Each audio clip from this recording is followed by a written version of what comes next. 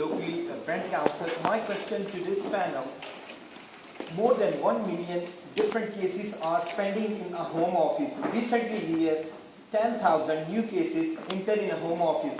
And so many people are suffering in a prison. They're waiting in different cases for his decision.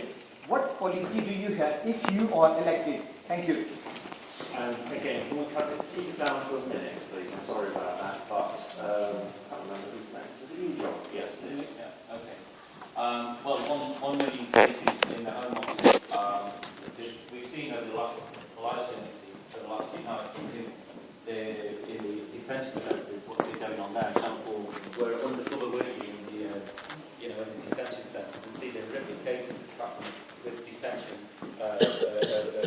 immigrants there. And these laws are just, again, they're targeting people who I don't see I think there's been, in a way, there's been a coalition amongst the major parties of, rather than tackling austerity, putting it on immigrants and blaming that on them, rather than having the guts to challenge the fact that there is enough wealth in the country to pay for these things. I reject all of these arguments that there isn't money now.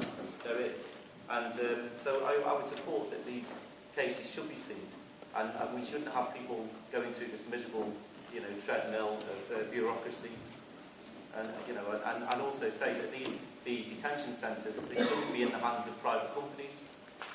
It would, again, I know that personally some people, 1 minute sir, let me raise this question. I know some people personally, they are waiting for more than 10 years. If you want, I'll bring you front of you, they will raise question. More than 10 years, they're suffering here. Right, Thank you. Yes, and I saw there was a case of someone who'd been born here actually because they were, a migrant who'd come here, born here, and they've been locked in one of them detention centres for a year or so, which is a travesty of it. Thank you.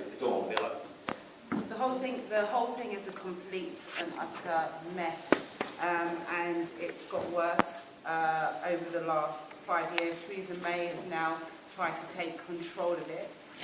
It's always a difficult thing to control, admittedly, but it has just got crazy over the last 5 years.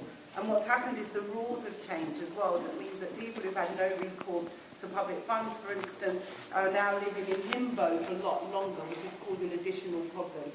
So the only way it's going to get better is if there's more funding put into the department, more people to deal with the issues, and clearer, fairer policies. Because right now, the legislation is unfair, it needs to be fairer, and there needs to be more people into the turnover is quickly.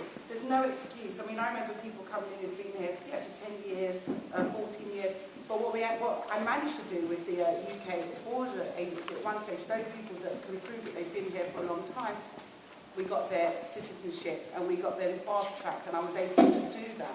But all that just got thrown up in the air. Do you support an end to indefinite detention? Yes. Okay, thank you. Sharad? Yeah, I mean,